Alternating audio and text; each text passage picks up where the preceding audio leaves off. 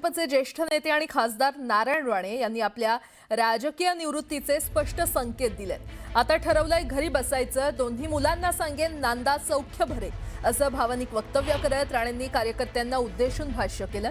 वय वाढत चालल्यानं शरीर थकत आहे। दोन्ही मुलं निलेश आणि नितेश राणे हे राजकारणात स्थिरावली असून यापुढे विकासात्मक राजकारणाची धुरा ते सांभाळतील, असा विश्वास नारायण राणे यांनी व्यक्त केला। माझ्यानंतर विकासाचं राजकारण निलेश आणि नितेश करतील।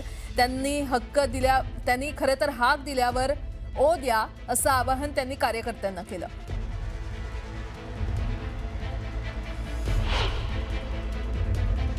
बरीच पदावर अनेक वर्ष राहिलो असतो, पण नाही कारस्थान, राजकारणात कारस्थान नावाचा शब्द आहे। तेव्हाही अडचण आली, मला आत्ताही आली, पण आता मी ठरवलं या शब्दाला पूर्णविराम द्यायचा, आपण घरी बसायचं। त्यांना विचारलं कशात त्रास, कारस्थान करायला, पण घरी बसू। दोन्ही मुलगे चांगले आहेत। त्याला एकच शब्द सांगला, बेटा नांदा सौख्य भरे, चांगलं काम करा, नाव कमवा।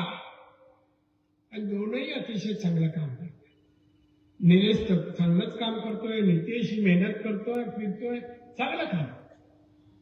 मुख्यमंत्री भेटतात, मला सांगतात नितेशचं काम चांगलं आहे आणि सभागृहात निलेशही चांगलं। बरं आहे, मला अभिमान वाटतो, मला अभिमान वाटतो। तेव्हा मला तुम्हा नागरिकांना, तुम्हाला माझ्या सर्व वडीलधारी मंडळींना, ज्येष्ठांना, श्रेष्ठांना एकच विनंती आहे, चांगल्याला जोपासा।